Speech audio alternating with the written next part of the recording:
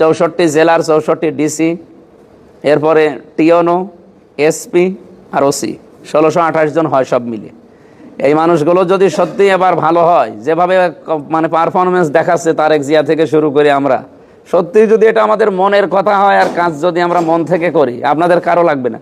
এই 1628 জন মানুষে বাংলাদেশ একেবারে সোজা করে রাখতে পারবে। কিন্তু আমরা তো এলোমেলো দেখছি, কারণ কেউ ভারতের দিকে, কেউ আমেরিকার দিকে, কেউ লন্ডনের দিকে, কেউ কানাডার দিকে, আমরা কেউ বাংলাদেশের দিকে। এইরকম হলে তো সামনে এগিয়ে যাওয়া সম্ভব না। তারা মনে করছে আমি একেবারে সে রাজার খাজানা নিয়ে বসে আছি, ওরা আসবে 1000 টাকা করে 10 জনকে মনে করেন দিলাম, 4 জন না 5 জনকে দিয়েছিলাম। তো গ্রামের মানুষ ওরা এসে বলছে যে হ্যাঁ 1000 টাকা এমপি 1000 টাকা দেবে, তো ওই টাকা ওনারা ফেরত দেন। কি আমি কি অন্য এমপিদের মতো যে অন্তত 10 লাখ টাকা আসলে 2 লাখ টাকা ওখান থেকে মেরে দেব? তো চায়রা না, ওখান থেকে নড়ানোর কায়দা নেই। আর আমাদের যে বেতন দেবে মাসে মাসে, ওই বেতনে অন্তত যাওয়া আসার খরচও তো হয় না।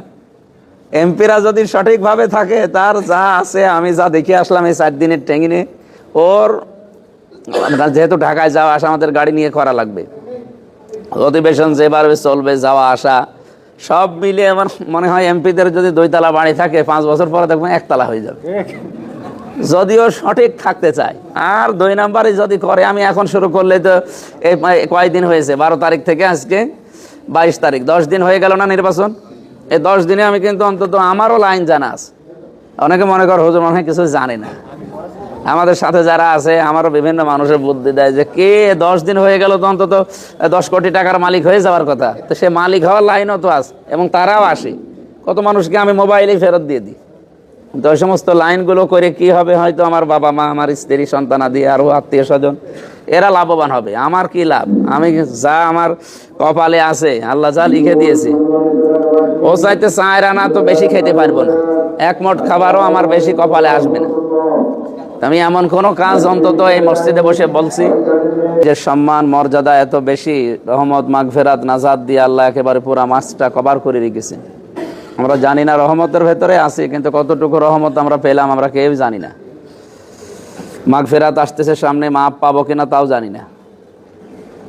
এরপরে নাজাত জাহান্নামের আগুন থেকে মানুষের জীবনের সবচাইতে বড় কাঙ্ক্ষিত একটা যে বিষয়, এইটা জাহান্নাম থেকে বেঁচে যাওয়া। ফামাং যুহজিহা আনিন নার ওয়া উদখিলাল জান্নাতা ফাকাদ ফাজ। মানুষের জীবন তো সফল তার যে এমপি হয়ে গেছে আমির হামজার মতো, নাকি? মানুষের জীবন সফল ওইটা যাকে আল্লাহ জাহান্নাম থেকে বাঁচিয়ে জান্নাতি বলে ঘোষণা দিয়েছে।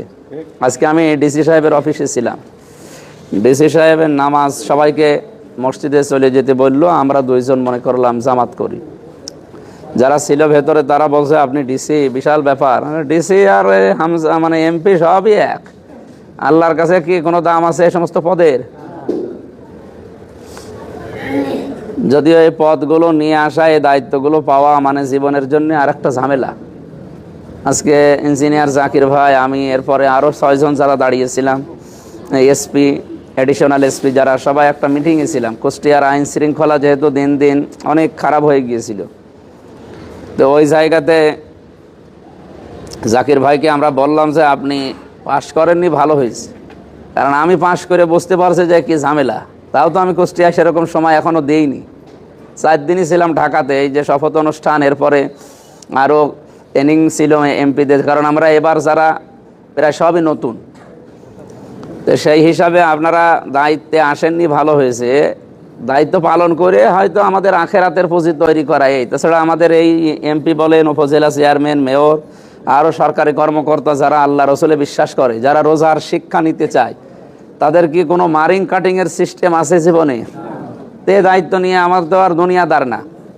এই জন্য এই দায়িত্ব পালন করতে গিয়ে আমাদের শুধু এই কষ্টটাই, এই কষ্টের কারণে হয়তো আল্লাহ এটা ইবাদত হিসাবে যেহেতু আমরা করি, এই কারণে হয়তো মরণের পরে আমাদেরকে আল্লাহ এই কষ্টের কারণে যেটা দেওয়ার সেটা দেবে। কিন্তু দুনিয়ায় আমাদের 4 আনাও লাভ নেই। এই যে আজকে প্রায় 25-30 জন মানুষ আমার বাড়িতে প্রতিদিনই আসে যে আমার ক্যান্সার, আমার ছেলে লেখাপড়া করবে, এরকম বিভিন্ন। তারা মনে করছে আমি একেবারে সে রাজার খাজানা নিয়ে বসে আছি, ওরা আসবে 1000 টাকা করে 10 জনকে মনে করেন দিলাম, 4 জন না 5 জনকে দিয়েছিলাম। তো গ্রামের মানুষ ওরা এসে বলছে যে হ্যাঁ 1,000 টাকা এমপি 1,000 টাকা দেবে, তো ওই টাকা ওনারা ফেরত দেন। কি আমি কি অন্য এমপিদের মতো যে অন্তত 10 লাখ টাকা আসলে 2 লাখ টাকা ওখান থেকে মেরে দেব? তো চায়রা না, ওখান থেকে নড়ানোর কায়দা নেই। আর আমাদের যে বেতন দেবে মাসে মাসে, ওই বেতনে অন্তত যাওয়া আসার খরচও তো হয় না।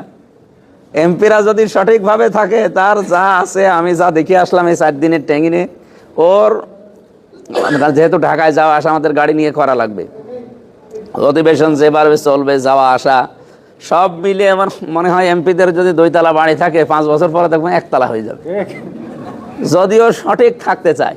আর 2 নাম্বারই যদি করে, আমি এখন শুরু করলে তো এই কয়দিন হয়েছে, 12 তারিখ থেকে আজকে 22 তারিখ, 10 দিন হয়ে গেল না নির্বাচন।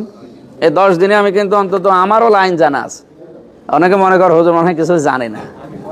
আমাদের সাথে যারা আছে, আমারও বিভিন্ন মানুষের বুদ্ধি দেয় যে কে 10 দিন হয়ে গেল তো অন্তত 10 কোটি টাকার মালিক হয়ে যাওয়ার কথা, তো সে মালিক হওয়ার লাইনও তো আছে, এবং তারাও আসে। কত মানুষকে আমি মোবাইলেই ফেরত দিয়ে দিই। তো ওই সমস্ত লাইনগুলো করে কি হবে, হয়তো আমার বাবা মা, আমার স্ত্রী সন্তানাদি, আরও আত্মীয় স্বজন, এরা লাভবান হবে। আমার কি লাভ? আমি যা আমার কপালে আছে, আল্লাহ যা লিখে দিয়েছে, ও চাইতে 4 আনা তো বেশি খেতে পারবো না, 1 মুঠ খাবারও আমার বেশি কপালে আসবে না। আমি এমন কোনো কাজ অন্তত এই মসজিদে বসে বলছি যে রোজার যে শিক্ষাটা, রমজান মাস আসবে সবার জন্য, কিন্তু সবাই রমজান মাস থেকে শিক্ষা নেবে না, আমরা যেন নিতে পারি। আমরা যে দায়িত্ব পেয়েছি, এটা রমজানের শিক্ষাটা খুব দরকার। রমজান এসেছে তাকওয়া শিক্ষা দেওয়ার জন্য, আল্লাহর ভয়। আর এটা যদি বাংলাদেশের এই 300 এমপি আর মহিলা আছে 50, 350, আর উচ্চ কক্ষ যদি তৈরি হয় সেখানে 100, এই 450 মানুষ, আর 64 জেলার 64 ডিসি, এরপরে টিওনো, এসপি আর ওসি, 1628 জন হয় সব মিলে। এই মানুষগুলো যদি সত্যি এবার ভালো হয়, যেভাবে মানে পারফরমেন্স দেখাচ্ছে তারেক জিয়া থেকে শুরু করে, আমরা সত্যি যদি এটা আমাদের মনের কথা হয়, আর কাজ যদি আমরা মন থেকে করি, আপনাদের কারো লাগবে না। এই 1628 জন মানুষে বাংলাদেশ একেবারে সোজা করে রাখতে পারবে। কিন্তু আমরা তো এলোমেলো দেখছি, কারণ কেউ ভারতের দিকে, কেউ আমেরিকার দিকে, কেউ লন্ডনের দিকে, কেউ কানাডার দিকে, আমরা কেউ বাংলাদেশের দিকে। এইরকম হলে তো সামনে এগিয়ে যাওয়া সম্ভব না। তারপরেও যেহেতু একটা দায়িত্ব পেয়েছি, আমার কুষ্টিয়া জেলার সর্বোচ্চ জায়গায় এখন আল্লাহ আমাকে দিয়েছে, আমি চেষ্টা চালাবো এই জায়গাটার আমানত রক্ষা করার। আল্লাহুম্মা আমিন। লা ইলাহা ইল্লা আনতা সুবহানাকা ইন্নী কুনতু মিনাজ জালিমিন। আল্লাহ আজকের এই ইফতারি অনুষ্ঠান কবুল করি না।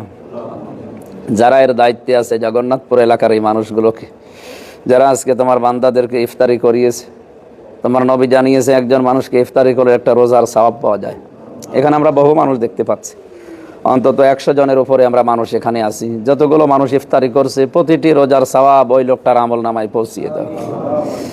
রমজানের ওসিলা এলাকায় যারা কবরে আছে, তাদের তো মাফ আছে। কবরে রোজার রমজানের পরেও